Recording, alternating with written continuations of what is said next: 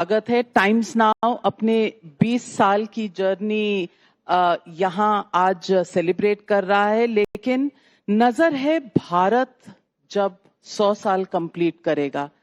पूछना चाहती हूँ, विजन क्या है आपका और आपकी सरकार का इस इंडिया एट 100 का? देखिए, जब देश आजादी के 75वां साल मना रहा था, तभी देश के प्रधानमंत्री जी ने देश के लोगों के सामने और दुनिया के सामने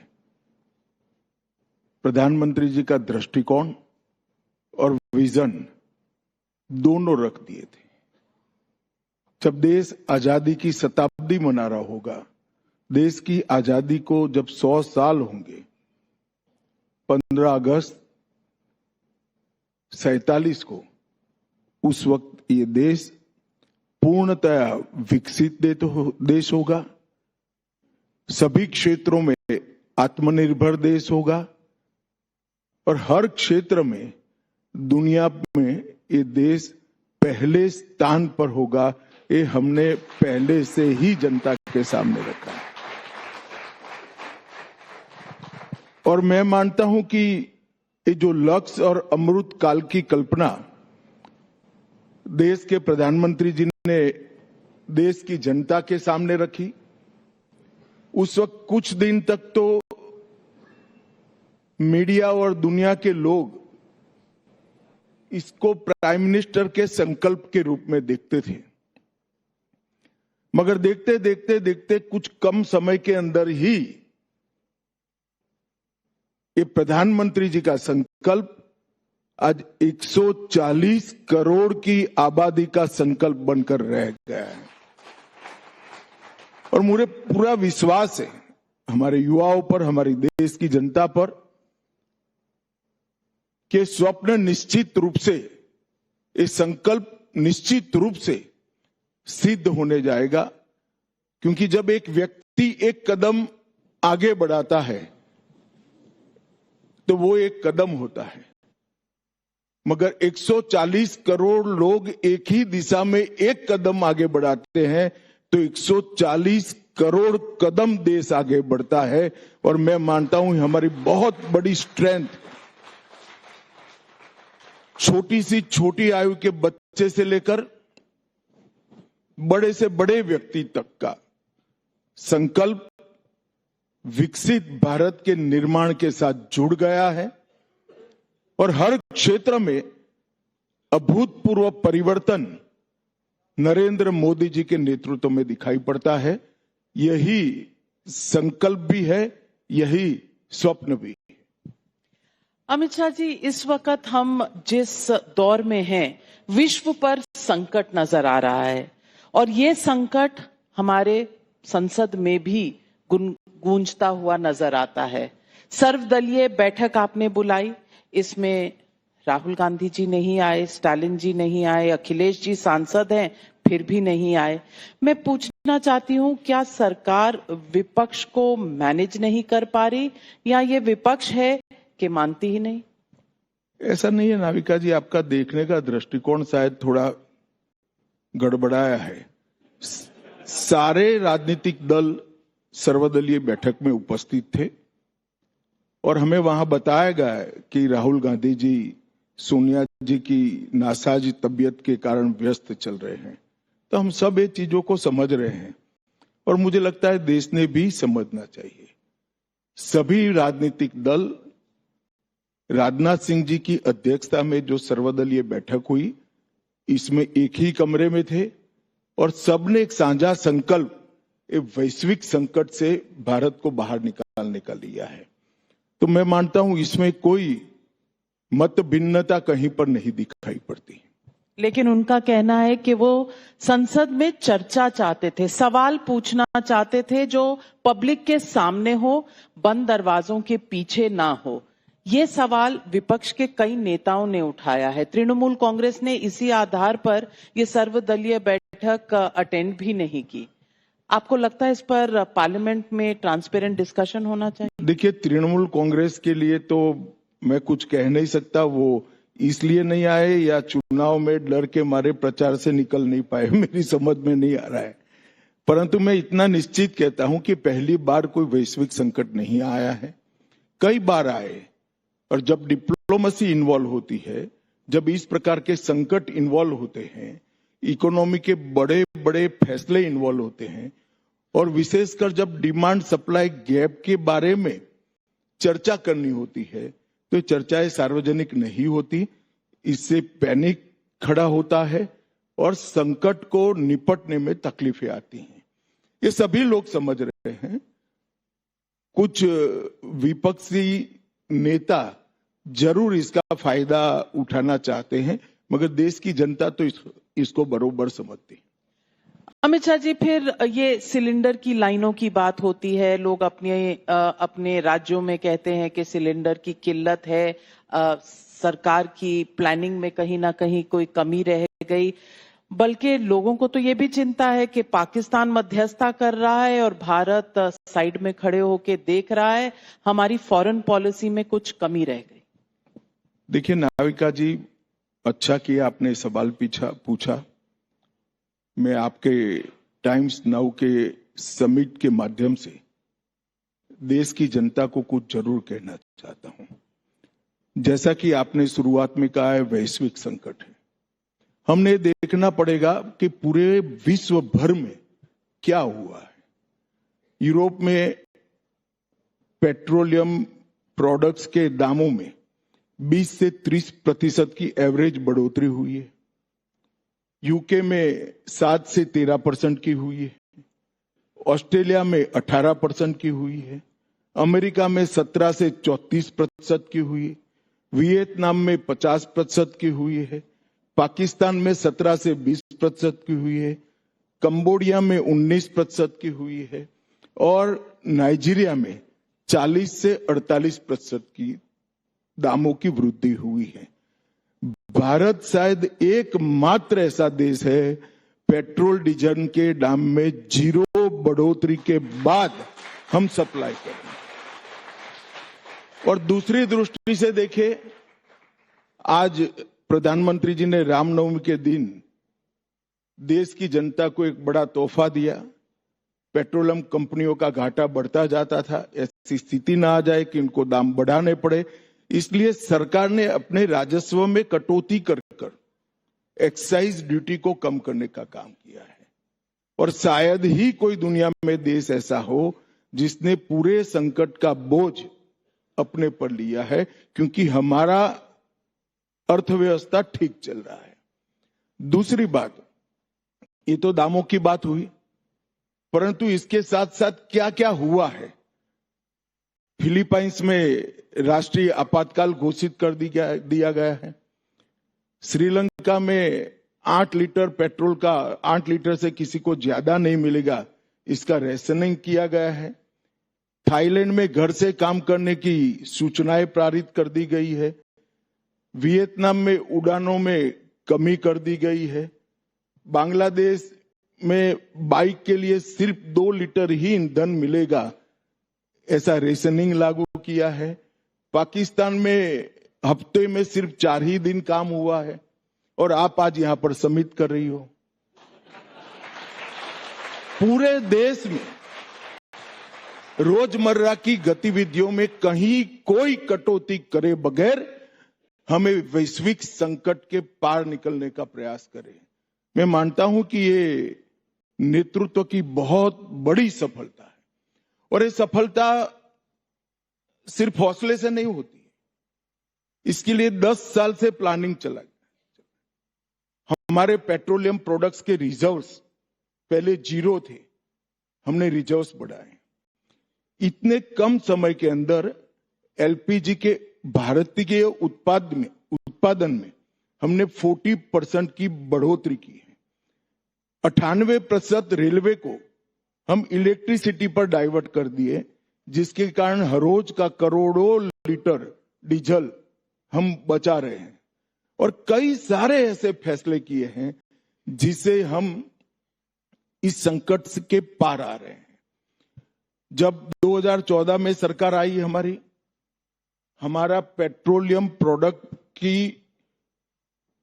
प्राप्ति 27 देशों पर निर्भर थी, आज 42 देशों पर निर्भर है। तो खाड़ी की जगह हम कई जगह से पेट्रोलियम प्रोडक्ट प्राप्त करने में आज हम सफल हो रहे हैं। जो तकलीफ दिखाई पड़ रही है वो इतनी ही दिखाई पड़ रही है कि पहले खाड़ी के देशों से जो पेट्रोलियम प्रोडक्ट्स आते थे उसकी यहां पहुंचने की साइकिल 11 दिन की थी। अब हमें दूर के देशों से, कनाडा से, अमेरिका से, रसिया से पेट्रोलियम प्रोडक्ट इंपोर्ट करना पड़ रहा है। इनकी साइकिल 40 दिन की है। तो एक दिन 40 दिन हो जाने के बाद अपने आप ये ढर्रे में पड़ जाएगा। और हमने शुरुआत में कॉमर्शियल एलपीजी के लिए 20% तक कटौती कर दी, बाद में इसको 40% पर ले गए और आज 70% हम सप्लाई कर रहे हैं। तो हमारी इंडस्ट्री को भी हम चलने के लिए एक सप्ताह ही थोड़ा पेट्रोलियम प्रोडक्ट कम दिए हैं। और मैं आज देश भर की गृहिणियों को कहना चाहता हूं कि कॉमर्शियल सिलेंडर जब हमने कम किए तब विपक्ष बड़ा हो हल्ला किया, बैनर ले लेकर खड़े हो गए। मगर इनको मालूम नहीं है कि हमारी घरेलू महिलाओं के लिए, गृहिणियों को एलपीजी की सप्लाई लगातार मिलती रहे, उनका चूल्हा जलता रहे, इसलिए कटौती की गई। मगर कुछ दिक्कतें भी हैं, वो भी जनता के सामने रखना चाहता हूं। विपक्ष के कुछ नेता पैनिक फैला रहे, गहरे संकट में है, ये हो जाएगा, वो हो जाएगा, लॉकडाउन आने वाला है, ये कर देंगे, वो कर। मैं सभी को आज आश्वस्त करना चाहता हूं, कोई डरिए मत, कुछ नहीं होने वाला है। पर्याप्त मात्रा में पेट्रोलियम प्रोडक्ट्स का रिजर्व हमारे पास है। और जो पैनिक फैलाकर जो नागरिक अपनी गाड़ी में रोज 10 लीटर पेट्रोल लाता था, वो आज पूरा टंकी फुल करा रहा है। तो इसके कारण कुछ पेट्रोल पंप पर पेट्रोल एक दिन के लिए समाप्त होता है। मैं सबसे अपील करना चाहता हूं, आप नरेंद्र मोदी सरकार पर भरोसा कर हर रोज जितना उपयोग करते थे इतना ही पेट्रोल डलवाइए। एक भी लाइन भी नहीं लगेगा, एक भी पेट्रोल पंप पर स्टॉक खत्म नहीं होने वाला है। और घरेलू सिलेंडर भी सभी को मिलेंगे।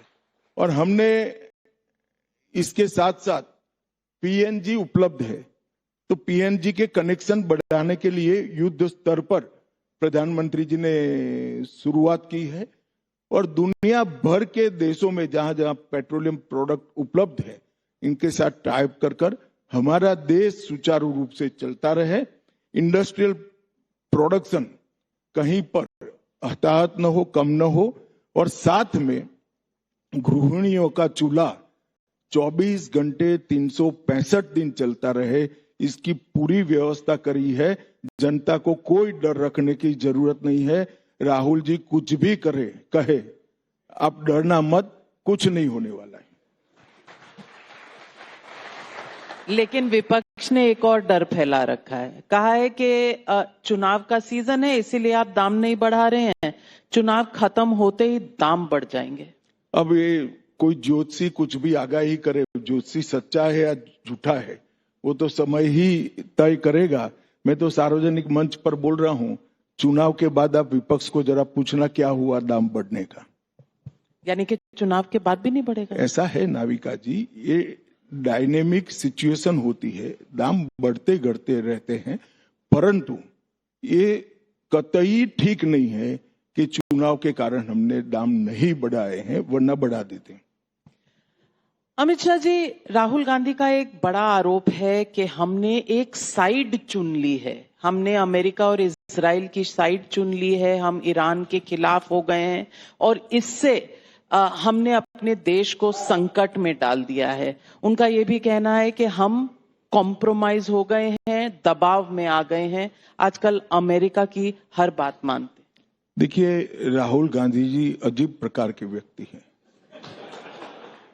12 बजे वो एक बात बोलते होते हैं 12 बजे 5 बजे वो अपनी ही बात का खंडन करते हैं, हमें बोलने की जरूरत ही नहीं पड़ती। ये बलूनी जी बैठे हैं, उनका काम वो ही कर रहे हैं। मैं आपको बताऊं, अभी आपने पूछा कि अमेरिका चौधरी पाकिस्तान चौधरी बन रहा है क्योंकि अमेरिका उनको बढ़ावा दे रहा है। अगर भारत ने एक साइड ले ली होती तो पाकिस्तान कैसे चौधरी बनता बताइए। हमारी विदेश नीति बहुत स्पष्ट है, हम सबसे अच्छे रिश्ते रखना चाहते हैं, हम कोई युद्ध में इन्वॉल्व होना नहीं चाहते हैं और हम चाहते हैं कि सभी देश संयम बरतकर जल्दी से जल्दी शांति को प्रस्तावित करें। इसमें किसी की भी साइड लेने का question does not arise. Amit Shah ji, चुनाव का समय है तो चुनाव पर आती हूँ, बंगाल पर आती हूँ। बंगाल में इतना हो हल्ला है कि एसआईआर करके आपने कई ऐसे कॉन्स्टिट्यूएंसीज हैं जहां पर इतने वोट डिलीट करवा दिए कि जो विक्ट्री मार्जिन था पिछली बार तृणमूल कांग्रेस का, उससे ज्यादा वोट कट गए। फायदा आपको होगा, इलेक्शन कमीशन आपका है और आप इलेक्शन इन्फ्लुएंस कर रहे हैं। क्या कहेंगे इस आरोप के बारे में? देखिए नाविका जी, मैं मेरी पार्टी का अध्यक्ष था तब अक्सर कहा करता था कि हर राज्य में भारतीय जनता पार्टी की सरकार होनी चाहिए, इसके लिए हम प्रयास करेंगे और मैं आज भी प्रयासरत हूं। तो 3 विपक्ष के राज्यों में एसआईआर हो गई है।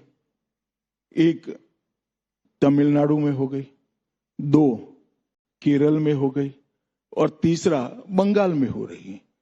ये 2 राज्यों से कोई कंप्लेन नहीं आ रही भाई, ना वहां जज रखने पड़ते हैं, ना तारीख एक्सटेंड करनी पड़ती है, ना कोई धरने पर बैठता है, ना कोई ऐसा भाषण करता है कि एसआईआर वाले आए तो घर में से जो भी हथियार है लेकर उस पर हमला करो। ये क्या भाषा है? कोई राज्य के चुने हुए मुख्यमंत्री घर की गृहिणियों को ऐसा कहेगी कि आप किचन में जो पड़ा है लेकर हमला करो? ये क्या भाषा है? अगर एसआईआर की प्रक्रिया में ही दोष था, जैसे उन्होंने आरोप लगाए, ऐसे हम पार्टी होते, इलेक्शन कमीशन हमारे इशारे पर चलता होगा, तो केरल में कोई क्यों कंप्लेन नहीं आई है? वहां कम्युनिस्टों का शासन है। तमिलनाडु में कोई क्यों कंप्लेन नहीं आ रही है? वहां डीएमके का शासन है। एक ही जगह क्यों कंप्लेन आ रही है? अब सब जगह कंप्लेन नहीं आ रही है और एक ही जगह कंप्लेन आ रही है तो दोष एसआईआर का नहीं है, वो जगह पे जो सत्ता में है उनका है, क्योंकि उनको मालूम है, जनता तय कर चुकी है कि इस बार उनको भगाएगी। भगाने का कारण अभी से वो जनता के सामने रख कर चुनाव के बाद की प्रेस कॉन्फ्रेंस की तैयारी करेगी। और दूसरी बात, वोट कट रहे हैं तो भाई एसआईआर से कई सारे काम एक साथ हो रहे हैं।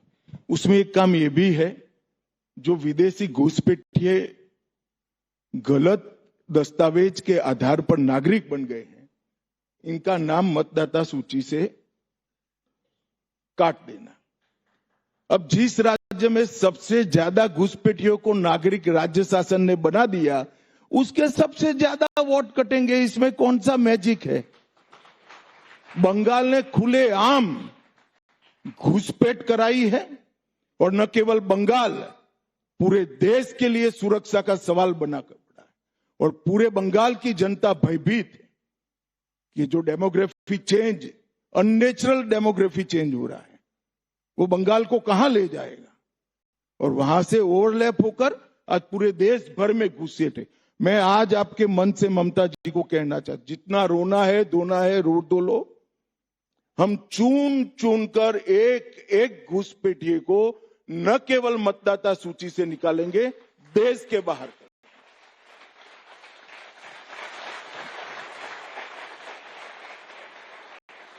बंगाल में बीजेपी महायुद्ध वाले मोड में है।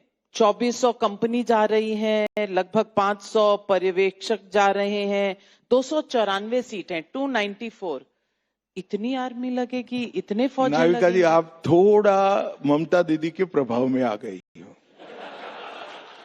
आप जैसी सीनियर पत्रकार अगर ये सवाल पूछती है, मुझे आश्चर्य होता है खैर अच्छा ही किया, इन्होंने जो इल्यूजन खड़ा करने का प्रयास किया है, मुझे उसका स्पष्टीकरण करने का आपने मौका दे दिया। पहले बंगाल में 6 चरण में चुनाव होते थे, तो बंगाल के एक चरण का चुनाव समाप्त कर कर वो तीसरे चरण में चले जाते, दूसरे चरण वाले चौथे चरण में। तो नंबर ऑफ सीएपीएफ मतलब संख्या बल कम चाहिए था, क्योंकि 6 चरण में चुनाव है। अब 3 चरण में कर दिए तो स्वाभाविक रूप से 2 गुना चाहिए, इसमें कोई नई बात नहीं है। और ममता दीदी को पूरा मालूम है, मगर हर रोज रोना धोना कर कर ये कर रहे हैं वो कर रहे हैं। ममता दीदी कोई सिंपैथी का वोट नहीं मिलेगा, इस बार आपका जाना निश्चित है, आप समझ कर चलिए। पिछली बार क्या सिंपैथी का वोट मिला था?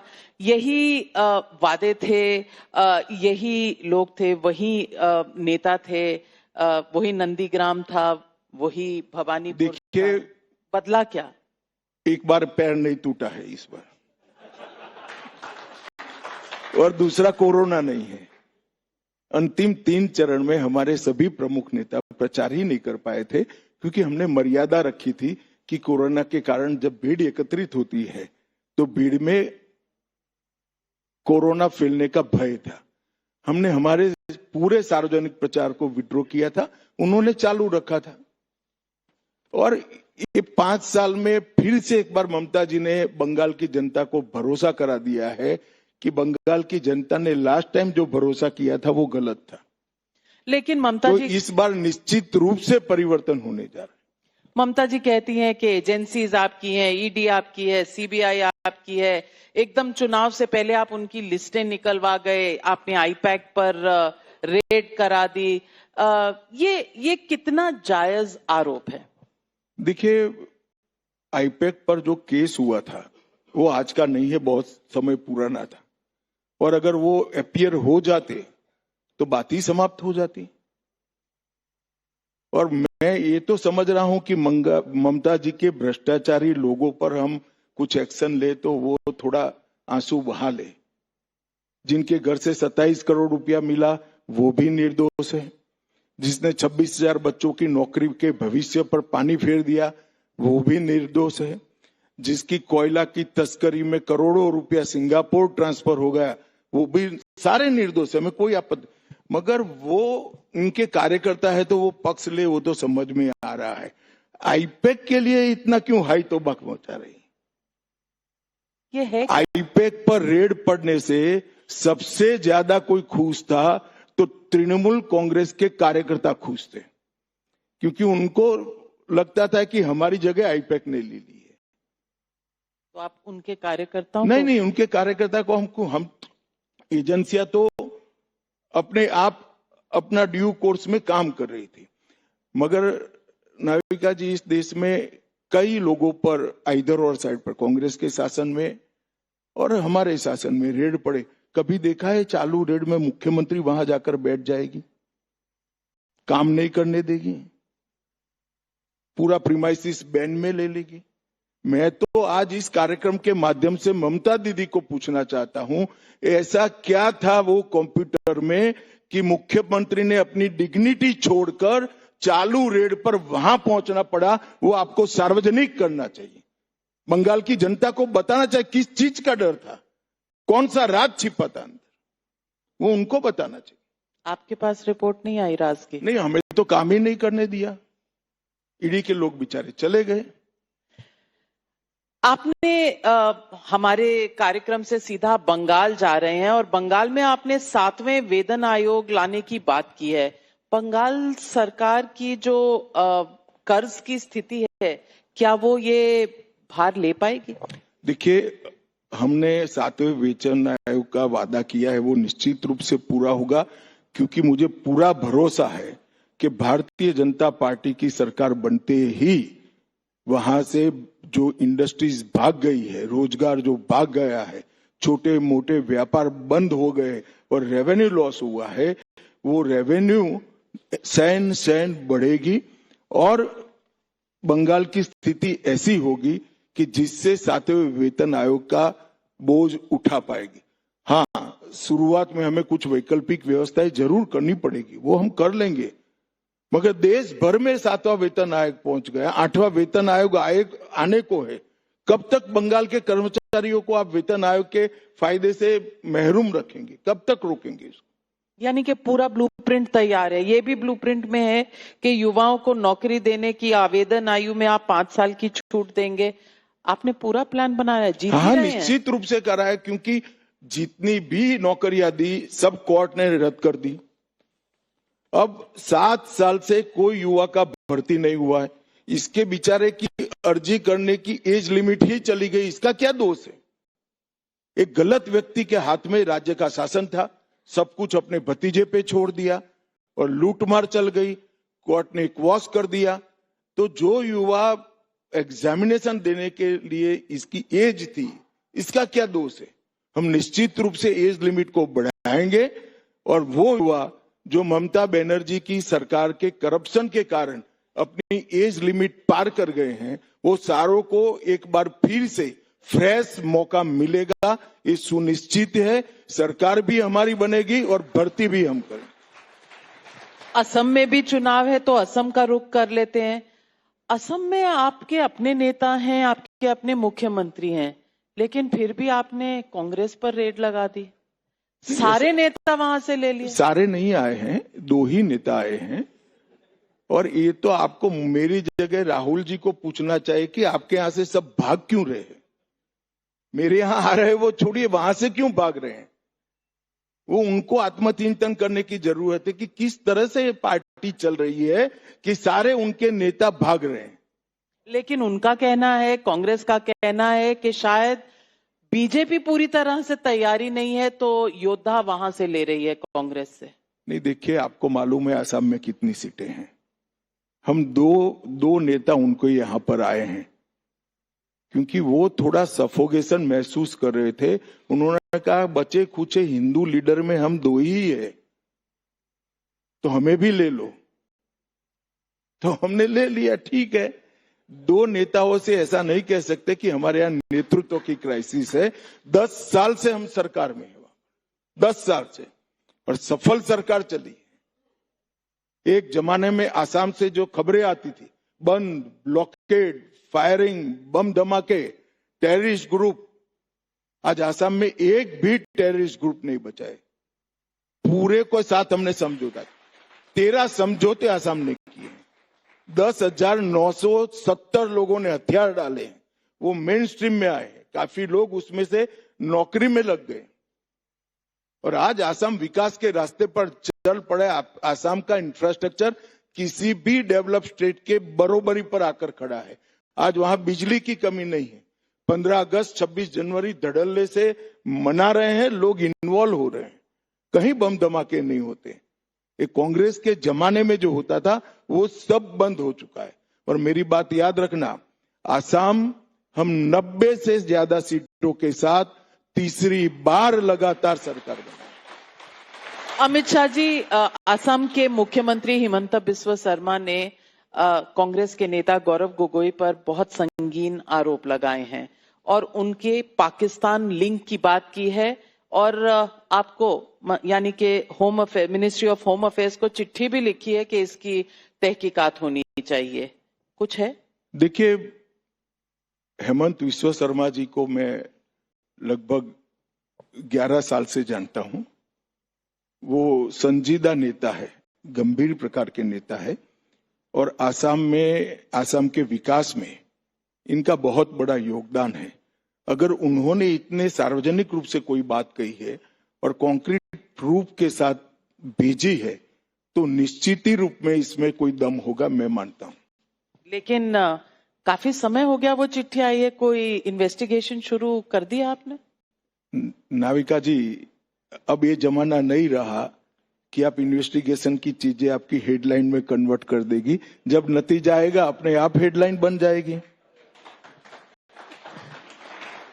आपने कहा इंटरनल सिक्योरिटी, तो इंटरनल सिक्योरिटी पर मैं सवाल पूछना चाहती हूं। एनआईए ने 6 यूक्रेनियन और 1 अमेरिकी मर्सिनरी को पकड़ा है। मिजोरम का परमिट नहीं था। जनता में एक सवाल है कि कुछ अनहोनी प्लान हो रही थी, कोई संगीन विषय है? ये जो अरेस्ट हुए हैं एक टेरर प्लॉट था? नहीं, ये जो है वो यूक्रेनी लोगों का ट्रेनिंग एक विदेशी नागरिक ब्रह्म देश के अंदर कर रहा था, म्यांमार में कर रहा था, क्योंकि वहां पर अभी थोड़ी अस्थिरता चल रही है, तो म्यांमार के किसी भूभाग के अंदर वो इसकी ट्रेनिंग कर रहे थे। हमने इनको इसलिए पकड़ा है कि म्यांमार जाने के लिए भारत की भूमि का उन्होंने उपयोग किया और मिजोरम में जाने के लिए एडवांस परमिट लेने की जरूरत है, वो उन्होंने परमिट नहीं ली थी। हमारे कानून का उल्लंघन किया, इसलिए हमने उनको पकड़ा है। मगर ये जो बात चली है कि इससे भारत की इंटरनल सिक्योरिटी खतरे में, ऐसा कुछ नहीं है।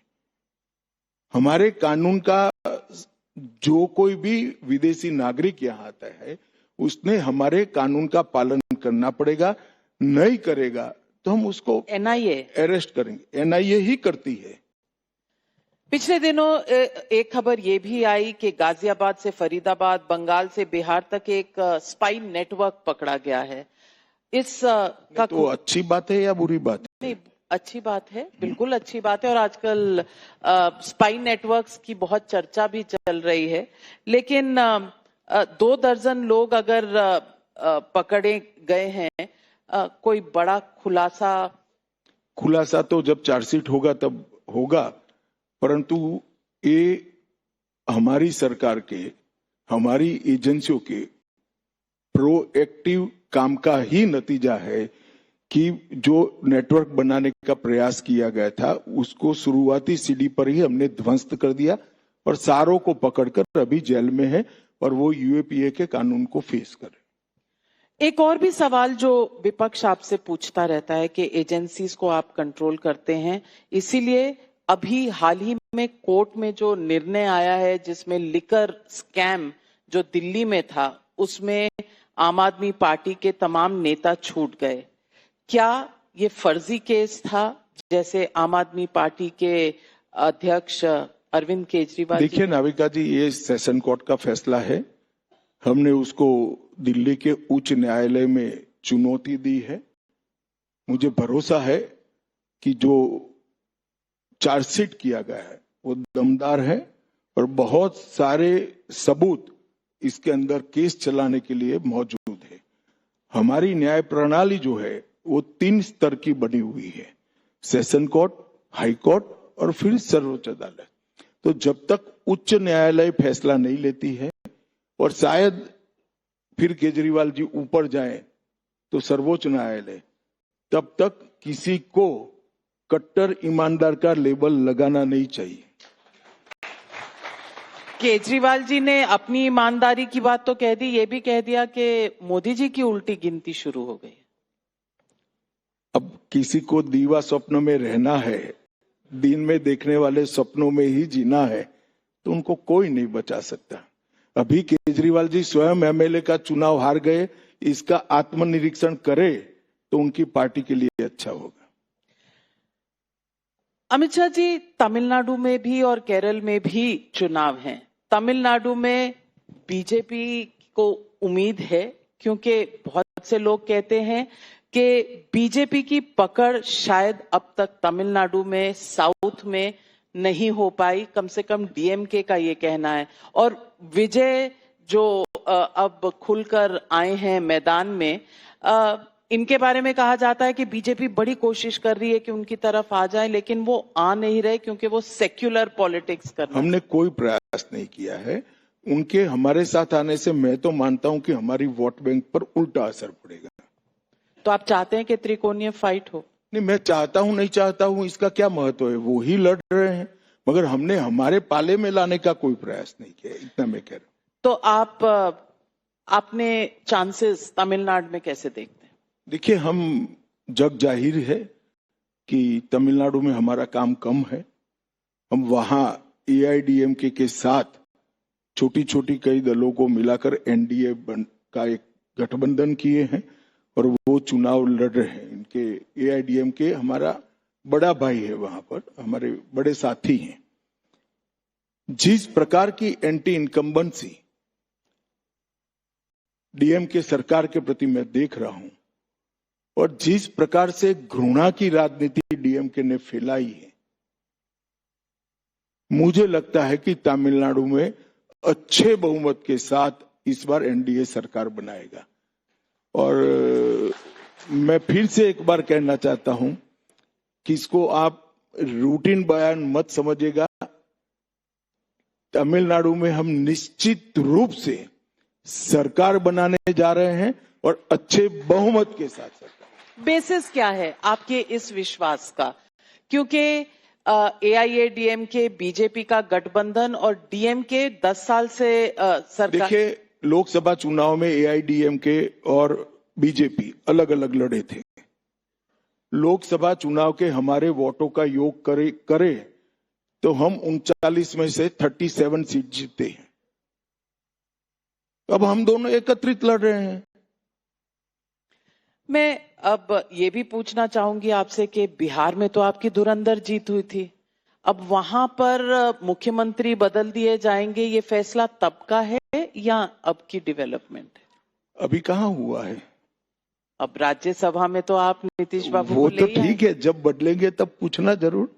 राजनीति में कभी भी इतने पुराने फैसले नहीं होते हैं।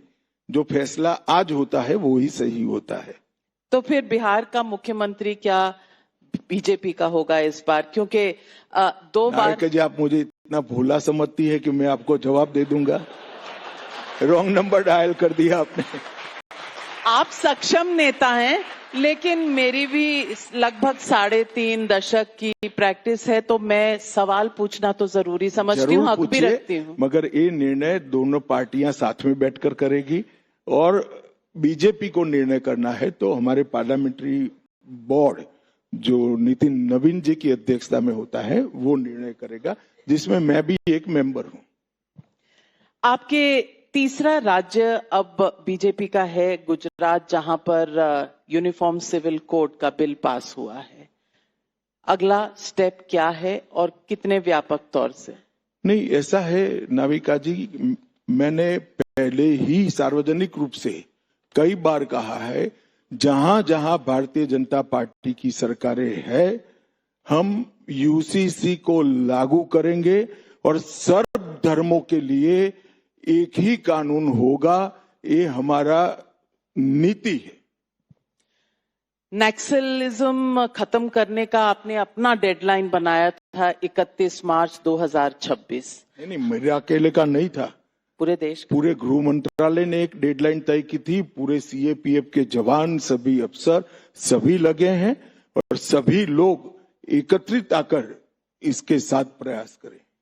तो अभी हाल ही में हमने देखा पापा राव जो बड़े नक्सल लीडर थे, उन्होंने सरेंडर किया है।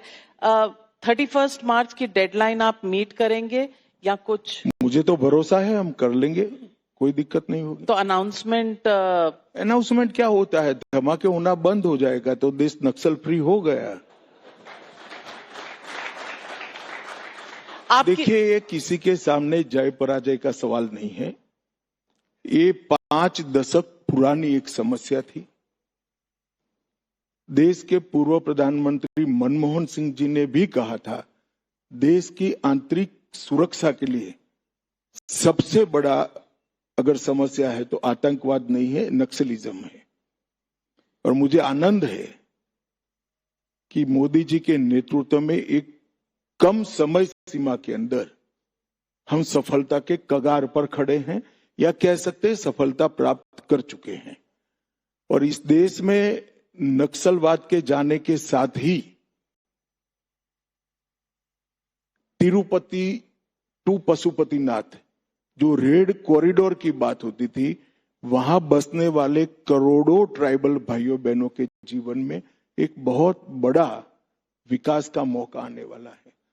हजारों पोस्ट ऑफिस बन रही है, सैकड़ों बैंकों की ब्रांचें खुल रही हैं, हजारों गांवों में बिजली पहली बार पहुंची है, वहां आधार कार्ड बन रहे हैं, वहां रेशन कार्ड बन रहे हैं, इनके खेतों में सिंचाई का पानी पहुंच रहा है, रेलवे पहुंच रही है, रोड पहुंच रहे हैं। और पहली बार ये ट्राइबल क्षेत्र में आजाद भारत के हम नागरिक हैं, इसका अनुभव हो रहा है। तो मैं मानता हूं ये पूरे देश के लिए बहुत बड़ा अवसर है और मैं इसका संपूर्ण श्रेय सीएपीएफ और राज्य पुलिस के जवानों को देना चाहता हूं, जिन्होंने इसके लिए दिन रात कुछ भी देखे बगैर मदद करी। बहुत बड़ी उपलब्धि है भारत देश के लिए नक्सल ये टारगेट अचीव करना। लेकिन अमित शाह जी, आपको लोग देखते हैं कि आप बहुत टफ मंत्री हैं, टफ आपका एजेंडा होता है, चुनाव में भी आप बिल्कुल टफ टारगेट रखते हैं अपने लिए। एक तरफ आपकी वो इमेज है, आप इंटरनल सिक्योरिटी में बिल्कुल कोई कोताही नहीं करते, और दूसरी तरफ आप सीएपीएफ से पौधे लगवाने की बात कर रहे हैं। ये ख्याल कहां से आया? और ये देखिए, ये मैं नहीं मानते दोनों में कोई अंतर विरोध है। देश के गृह मंत्री ने टेररिज्म, नक्सलिज्म और गैरकानूनी प्रवृत्तियों के खिलाफ टफ ही रहना चाहिए, परंतु जो हथियार लेकर 24 घंटा देश की सुरक्षा में रहते हैं, इनके अंदर का इंसान मर न जाए, इसकी भी चिंता करनी पड़े। और मैं आज आपके माध्यम से देश की जनता को बताना चाहता हूं कि सीएपीएफ ने ये 6 साल में 7.5 करोड़ पौधे लगाए हैं और वो सर के ऊपर बढ़ चुके हैं। 7.5 करोड़। और हर जवान अपने बच्चे की तरह वो पौधे के साथ अटैच है, इसको पानी पिलाने का काम कर रहे हैं। इसमें अगर कोई कीड़ा लगता है तो वो उसका उपचार करता है। ये बहुत बड़ी बात है। जो लोग हाथ में हथियार लेकर सीमाओं पर और देश के अंदरूनी अशांत क्षेत्र के अंदर सुरक्षा का काम करते थे, वो पौधा लगाने का काम कर रहे हैं। वो देश के लिए बहुत अच्छी बात है और मैं मानता हूं कि इससे उनके भी जीवन में बहुत बड़ा परिवर्तन आया है। 33% महिला आरक्षण की चर्चा शुरू हो चुकी है। आपको 2029 तक इसे लागू करना था, ऐसा आपका प्रॉमिस था। आपको लगता है कि नहीं, 19 तक लागू करने का हमारा 29 तक। आपको लगता है परिसीमन अभी बाकी है तो ये बिल और ये रियलिटी होगी? देखिए, पहले एक बात समझ लीजिए, परिसीमन आयोग बनाने के लिए हम विपक्ष के साथ चर्चा के लिए हर रोज प्रयास करें। कुछ विपक्षी दलों ने हमारे साथ चर्चा भी की है, एनडीए के सारे साथियों ने चर्चा करी, सहमति दी। कुछ विपक्षी दलों ने भी हमें सहमति दी है, पर कांग्रेस पार्टी कह रही है कि 1 तारीख के बाद, मतलब मई में हम इसका चर्चा करेंगे। मेरे कारण समझ में नहीं आते। हम उनको समझाने का प्रयास कर रहे हैं कि अगर मई में करोगे तो डिलिमिटेशन कमीशन की एक बड़ी एक्सरसाइज होती है। हर पार्लियामेंट्री कॉन्स्टिट्यूएंसी में पब्लिक हियरिंग देना पड़ता है, पार्टियों के साथ चर्चा करना पड़ता है, हर राज्य के साथ चर्चा करना है। ये डिलिमिटेशन होगा ही नहीं, और अगर नहीं होगा तो महिलाओं के लिए आरक्षण हम सुनिश्चित नहीं कर पाएंगे। अब मुझे मालूम नहीं है विपक्ष के मन में क्या है, मगर हम रिलीजियसली चाहते हैं कि महिला आरक्षण के साथ 29 का चुनाव हो, हमारी देश की मातृशक्ति को विधायी संस्थाओं में पहुंचने का मौका मिले, 33% रिजर्वेशन मिले। और मैं तो आज भी अपील करना चाहता हूं खड़गे जी और राहुल जी को कि आइए, जल्दी से आप चर्चा करिए और इसको समर्थन कर विधेयक को पारित करा दीजिए। आपने अपील की है, पर पार्लियामेंट्री अफेयर्स मिनिस्टर ने इसी मन से कहा कि मुश्किल होता है कांग्रेस को कन्विंस करना, बातचीत करना। आपको क्या लगता है? देखिए, 2 ही चीज है। वो अगर महिला आरक्षण चाहते हैं, इस देश की मातृशक्ति को रिजर्वेशन देना चाहते हैं विधायी संस्थाओं में, तो उनको जल्दी से चर्चा कर इश्यू को रिजॉल्व करना चाहिए। और अगर नहीं चर्चा करना चाहते हैं तो अब उन पर निर्भर करता है। हम तो मना नहीं सकते, सोनिया जी बीमार है। बिल्कुल कम्युनिकेशन के चैनल्स नहीं, पत्र व्यवहार हो रहा है, मगर उनका आग्रह है कि अभी न किया जाए। अमित शाह जी, आप हाल ही में सीमांचल में 3 दिन लगा कर आए हैं। चुनाव बंगाल में है, सीमांचल में आप 3 दिन बैठे हैं। कुछ कनेक्शन है दोनों चीजों के बीच में? नहीं, देखिए, भारत सरकार के गृह मंत्रालय ने एक निर्णय किया है कि देश की सभी भू सीमा पर 15 किलोमीटर तक जितने भी एंक्रोचमेंट है, अनऑफिशियल कंस्ट्रक्शन है, उसको मुक्त करा दिया जाएगा। और इसकी शुरुआत हमने बिहार से करी। बिहार के अंदर मैं चुनाव के पहले भी जाकर 3 दिन रहा था, एक खाका बनाया था और इसकी इम्प्लीमेंटेशन की शुरुआत हो गई। और अब जितने भी भूभाग हमारे ऐसे हैं जहां दूसरे देश की सीमा, जमीनी सीमा छूती है, वहां पर हम घुसपैठियों को भी चिन्हित करेंगे, डिटेक्ट करेंगे, डिलीट करेंगे और फिर डिपोर्ट करेंगे। इसके साथ साथ सारा वित्तीय अनुशासन इस देश के कानून का वहां हम इम्प्लीमेंट कराएंगे और जितने भी एंक्रोचमेंट है वो सारे एंक्रोचमेंट को हम हटाएंगे। इसके लिए बिहार के अंदर रहकर एक मॉडल बनाने के लिए 3 दिन मैंने वहां रहकर सभी जिला कलेक्टरों के साथ, बिहार के गृह मंत्री के साथ, वहां के चीफ सेक्रेटरी के साथ, वहां के डीजीपी के साथ और केंद्रीय एजेंसियों के साथ, जिसमें इनकम टैक्स, ईडी, ये सारे, इस सबके साथ मीटिंग कर एक ब्लूप्रिंट बनाया है। इसका इम्प्लीमेंटेशन हो रहा है। बाद में जो सुधार करने हैं वो सुधार कर पूरे देश की भूभाग की सीमाओं में इसको हम आगे ले जाएंगे।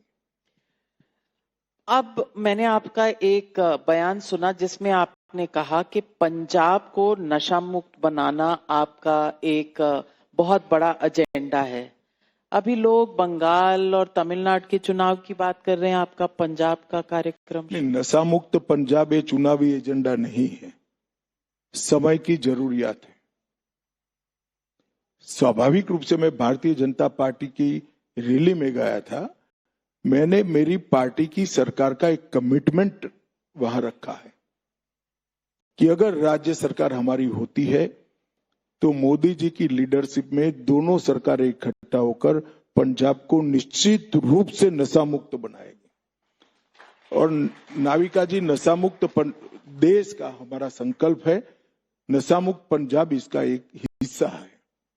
और आने वाले दिनों में एक बहुत बड़ी कार्य योजना के साथ हम नशे के खिलाफ एक युद्ध शुरू करना चाहते हैं, जिसमें जनता को भी साथ में लेंगे, सारे एनजीओ को भी लेंगे, सारी सरकारों को भी लेंगे और सरकारों के सारे विभागों को भी साथ में लेकर हम करेंगे। इसमें हेल्थ विभाग होगा, ड्रग विभाग होगा, वित्त विभाग होगा, गृह विभाग होगा, ढेर सारे विभागों को एक साथ लेकर हम काम करेंगे।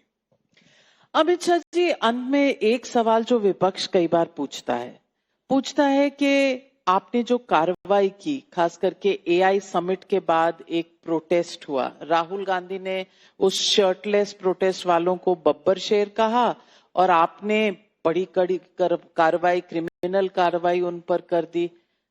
ओवर रिएक्शन है सरकार का? नहीं, ये तो देश की जनता ही तय करेंगी। जिस समिट के माध्यम से देश के एआई सेक्टर को देश के प्रधानमंत्री बढ़ाना चाहते थे, 80 देश के एआई विशेषज्ञ यहाँ आए थे, 20 देशों के राष्ट्राध्यक्ष आए थे और बहुत बड़ा इन्वेस्टमेंट और इसके साथ साथ इंडस्ट्री को बढ़ाने का एक माहौल यहाँ पर बन रहा था। हम पूरी दुनिया में एआई के क्षेत्र में विश्व का हब बनने जा रहे थे।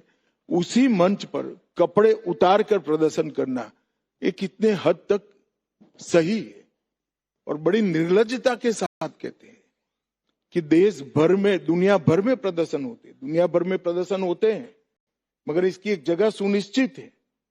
यहां पर भी, दिल्ली में भी एक जगह प्रदर्शन के लिए सुनिश्चित की हुई है। वहां जाकर करते, जो बचे थे वो भी उतार देते, हमें कोई आपत्ति नहीं। मगर देश के युवाओं के लिए जो मौके घड़ने का काम मोदी जी कर रहे थे, इसके हवन में हड्डियां अगर कोई डालता है तो निश्चित रूप से उस पर कठोर कार्यवाही करनी। आपको लगता है सत्ता पक्ष और विपक्ष में कम्युनिकेशन कम है और कॉन्फ्रंटेशन ज्यादा है? देखिए, कम्युनिकेशन कभी भी एक तरफा स्थापित नहीं हो सकता। दो तरफा स्थापित हो सकता है। मैं अभी भी आपको उदाहरण दिया कि हम चाहते हैं कि महिला रिजर्वेशन आए, महिला आरक्षण आए, वो हमसे चर्चा करने को तैयार नहीं है। अब हम भला कैसे कम्युनिकेशन स्थापित करें, बताएं। कम्युनिकेशन के लिए तो दोनों पक्ष तैयार होने चाहिए, दोनों पक्षों की रजामंदी चाहिए। एक पक्ष ऐसा मानता है कि मैं जो सोच रहा हूं वही सही है, तो क्या कर सकते हैं भाई? कुछ नहीं कर सकते, फिर तो हमें फैसले करने पड़ेंगे। बस अंत में यही सवाल पूछना चाहती हूँ, एक फैसला ऐसा जो आप तुरंत बदलना चाहेंगे, ऐसा कोई फैसला है? ऐसा तो एकदम ग्रॉस गलती हमने कोई करा नहीं है जिसे फैसले को तुरंत बदलना चाहिए, परंतु मैं इतना जरूर बताता हूं कि हम जो करते हैं सच्चे मन से करते हैं। गलतियों की संभावना हमेशा रहती है, ऐसी कोई गलती हो भी गई तो हम फैसला बदलने में कोई झिझक नहीं रखेंगे। हमारा उद्देश्य देश की जनता की भलाई है, भारत का कल्याण है और भारत को आत्मनिर्भर भारत बनाना है। इसमें कोई हमारा ईगो नहीं है। अगर गलती होती है तो फैसलों को बदलना पड़ता है। एक बड़ा स्टेप आपने ट्रांसजेंडर बिल लाकर भी किया है, क्या मिशन है? देखिए, ट्रांसजेंडर की व्याख्या इसमें हमने स्पष्ट करी है। कोई भी व्यक्ति ट्रांसजेंडर माना नहीं जाएगा, वो उभयलिंगी होना ही चाहिए, तभी माना जाएगा। और इसके लिए हमने एक मेडिकल जांच की व्यवस्था करी है, उसको कानूनी जामा पहना है। मैं मानता हूं कि जो सच अर्थ में ट्रांसजेंडर है उनको सारी सुविधाएं मिलनी चाहिए, उनका जीवन सरल हो, उनका भला हो, उनका कल्याण हो। इसके लिए बड़े हृदय के साथ समाज ने उनको स्वीकारना चाहिए। मगर ट्रांसजेंडर कौन है वो तय करने की भी एक व्यवस्था होनी चाहिए। जब आप फायदा लेते हो और कोई भी व्यक्ति ट्रांसजेंडर के नाम से वो फायदा लेने के लिए आता है तो क्षीर नीर करना चाहिए, और यही व्यवस्था लाने का हमने प्रयास किया है। अंत में कोई ऐसा काम जो बचा है या सब पर टिक मार्क हो गया? ऐसा नहीं है, जैसा मैंने कहा कि भाई सीमांत क्षेत्र में व्यवस्था लानी है, कानून का राज लाना है, एंक्रोचमेंट दूर करने हैं, रिलीजियस एंक्रोचमेंट जो गैर कानूनी रूप से बने उसको दूर, हर एक काम, नशा मुक्ति भी अभी बाकी है, ढेर सारा है। तो एक समाप्त होता है तो कोई दूसरा शुरू करता है। तो यानी कि 2047 तक बीजेपी की सरकार रहेगी? नहीं, मैं तो मानता हूं 2047 तक जो भी सरकार है उसने करना चाहिए, मगर इतना मानकर चलेगा 29 में हम ही आएंगे और किसी का कोई चांस नहीं है। अमित शाह जी, आपने ढेरों सवालों के ढेरों जवाब दिए, लेकिन टाइम्स नाउ ने आज जो 20 साल की यात्रा समाप्त की है, लेकिन एक नई शुरुआत कर रहे हैं। सवाल हम पूछते रहेंगे, आपको आमंत्रित करते रहेंगे, जवाब मांगते रहेंगे। धन्यवाद नाविका जी, मुझे भी अच्छा लगा आपके मंच पर आकर। धन्यवाद। Thank you very much. Big round of applause union home minister Amit Shah ji.